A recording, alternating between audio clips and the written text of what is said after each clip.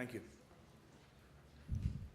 I'm going to take a little detour in my presentation. I'm going to go talk more about other important topic, because yesterday when I had a chance to talk to a lot of folks around one of the issue that we talked more about is aflatoxin.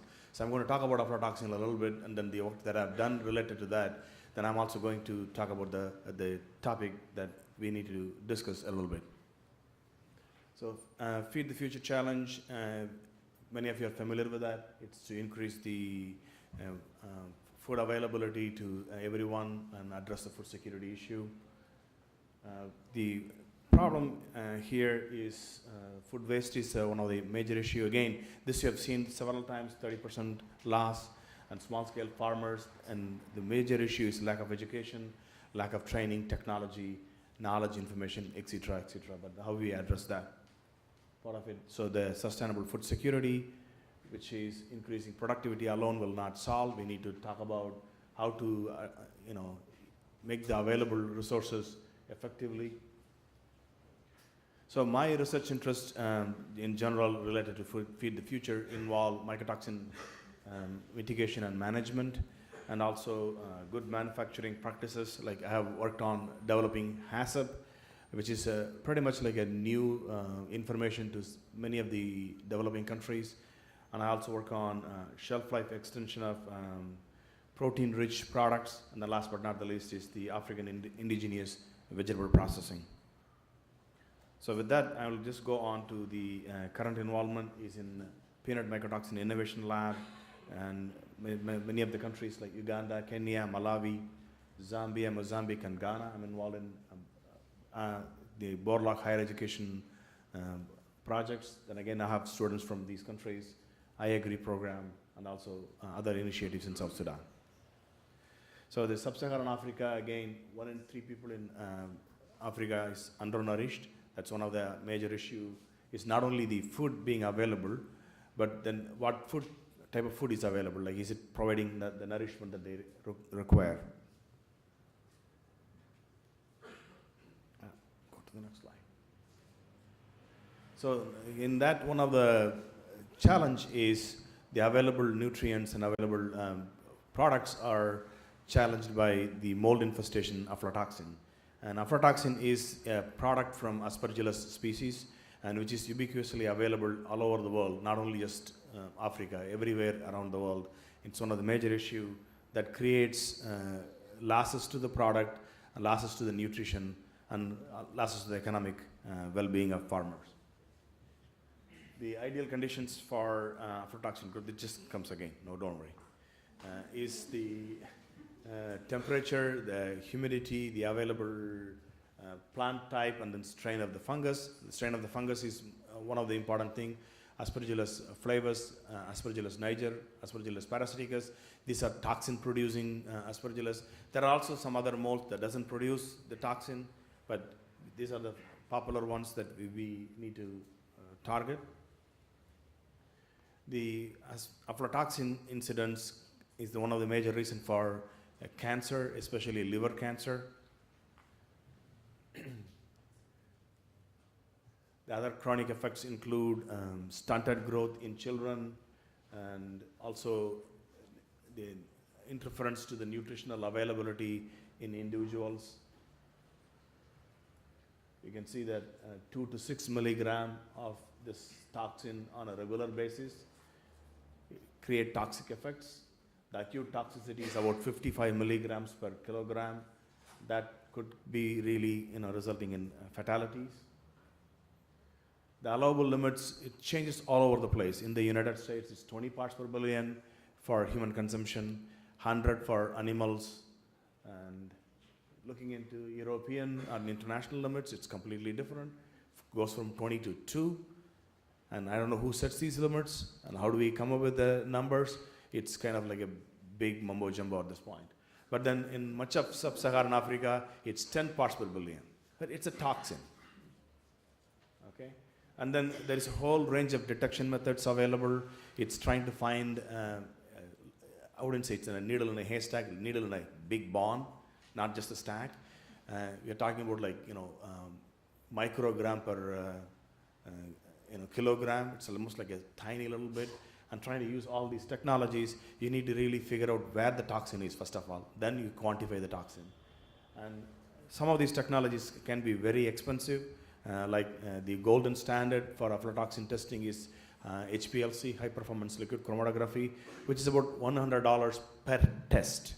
Think of that for poor farmer or poor processor in sub-Saharan Africa to access and afford and make these kinds of tests available.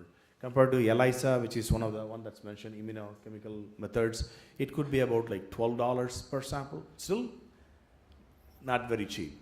So I think Bill and Melinda Gates Foundation is now trying to focus on bringing these kind of tests more affordable. They say maybe $1 a test. Still, we are not there yet. I can say that we are still working. And then there is also technologies that have been developed in Virginia Tech, where we are saying that do not use any chemicals, do not use any food preparation, any sample preparation. Just give me the product as it is, and then I can look at it and say whether there is toxin or not. So we are working on that technology as well. But regardless of trying to find what is in it, it's better is prevention. Prevention is better than cure. And how do we prevent this toxin being there into the end product is to do multiple ways, not just like single solution. Again, everybody talks about that. Good agricultural practices, all the way from the farmer to post-harvest procedures and storage requirement, and also the increasing the public awareness and implementing HACCP.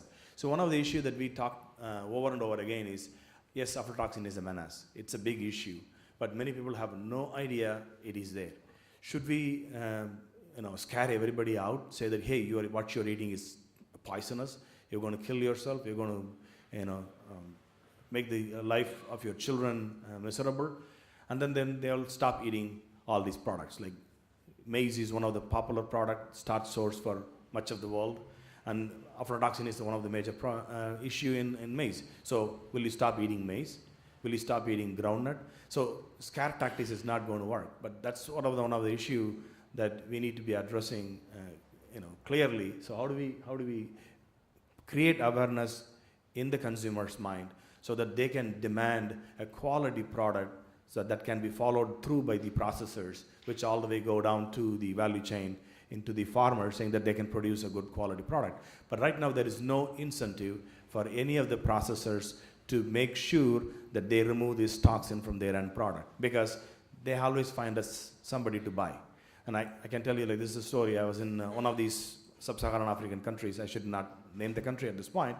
I was there in the trader. They were actually sorting this out. They were deliberately sitting there with putting a lot of women in the ground.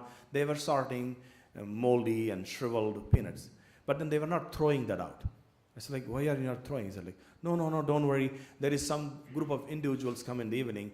They buy this for a cheaper price.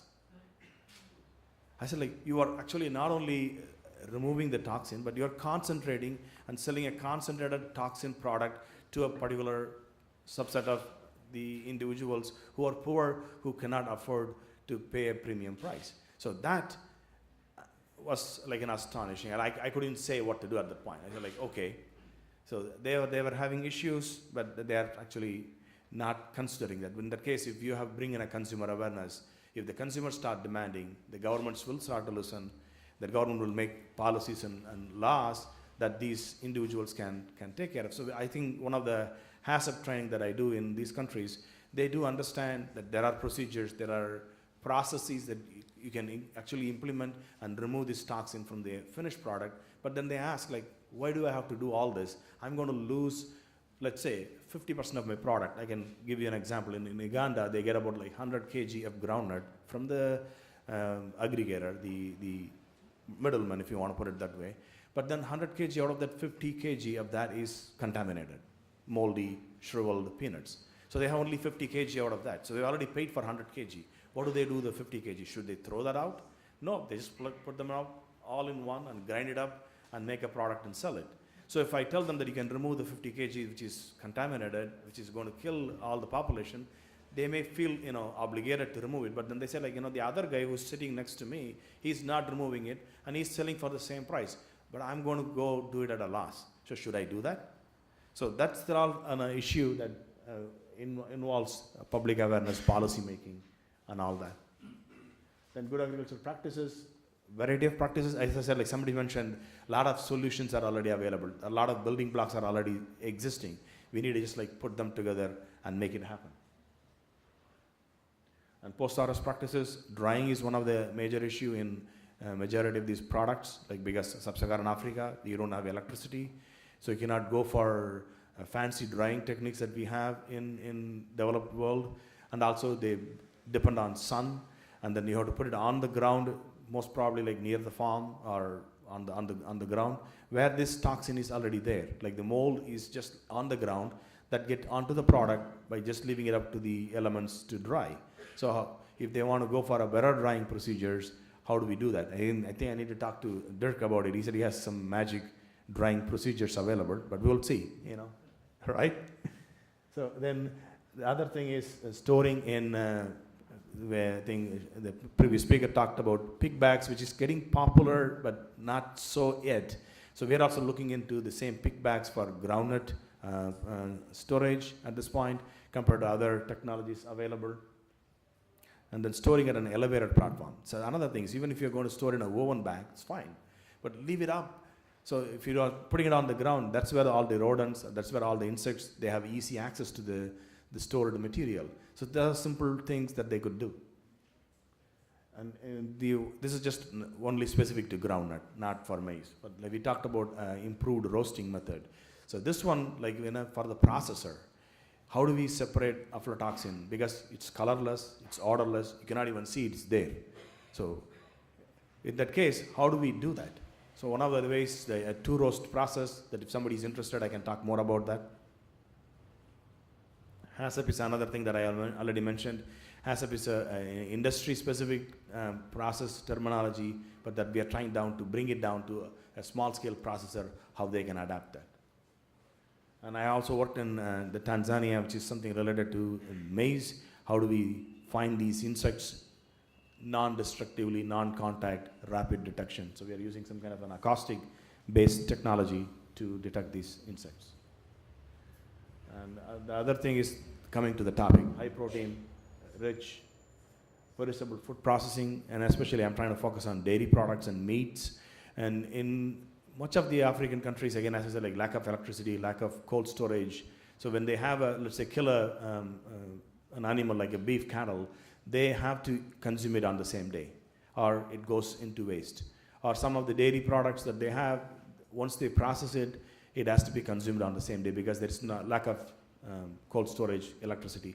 So I was coming up with a simple procedure that could be bring into a communal level processing centers where they could process these products, like basically aseptic processing, which could come out very effective and then make the products available almost for 6 months. So whenever they need, they just rip the bag open and then consume it. So that's kind of a technology that we would like to develop. And again, anybody interested, we can work on the logistics and how to do it.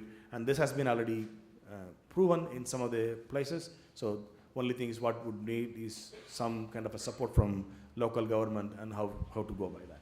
So pretty much that's the end. And questions? I'm on time, right? Do you have time for a couple of questions?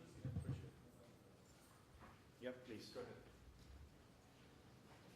Hi, my name is Alexandra Spilak. I'm with Compatible Technology International, and we have a research project on groundnuts in Malawi, prototypes for lifting and stripping and dry shelling the nuts. And the assumption being that the dry shelling or lifting of the nuts earlier and dry shelling would reduce aflatoxin levels, and then working with Ipicet to do testing on that. And some of that's still inconclusive. But there were sort of a couple things that I think hadn't really kind of figured into our initial research. And that public awareness piece is pretty important in terms of just even the term aflatoxin being a very technical term and not one that's known by farmers, so that being problematic. The other thing being that farmers are purposefully, perhaps not in all cases, but in many cases, soaking the nuts, not Yes. just because it's easier to shell, but because because of the weight factor. And Yes. so clearly the technology isn't enough, and that marketing component and awareness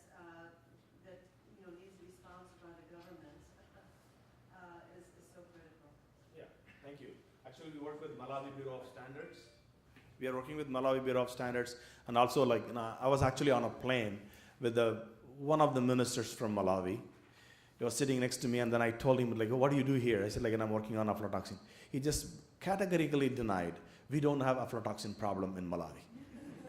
I said, oh, thank you. So if the government doesn't agree that there's a problem exists, and we have a problem. Yeah, that's another question. One more, please. Yeah, go ahead. Yeah, I wanted to say that aflatoxin is not just a post-harvest problem. It is a production problem. So when you talk about peanuts, we've actually done studies and we find that microorganisms involved in the toxin production in the soil. And they are perpetuated because you are manually harvesting. So you always leave some of the crop on the ground. So they just perpetuate themselves. So by the time you plant, they're already growing. So perhaps when we talk about how to deal with the problem, we should also look at what is happening during the production period and not just post-harvest. Because for the farmer, post-harvest then becomes, that's why they sort and sell small infected. Yeah.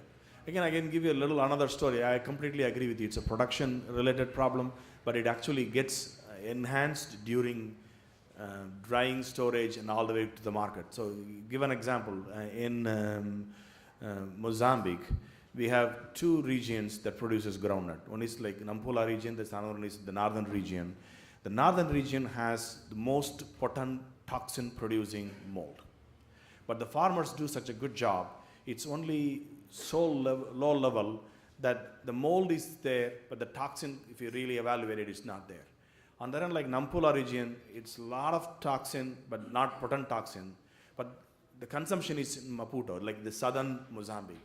But by the time it comes from the northern region to the south, the product that comes from the north has really spoiled because of the mold growing through the storage and transportation and all the way come to the market. Nampula one, they sorted after the fact, so the product is not have toxins. So it's not the farmers' practices. They do a good job of removing or doing all our good agricultural practices, but the later part, the traders, the aggregators, all the way down to bring it to the market, now the whole scenario is different. So we need to actually work on the whole value chain. Yeah, thank you. All right, thank you. And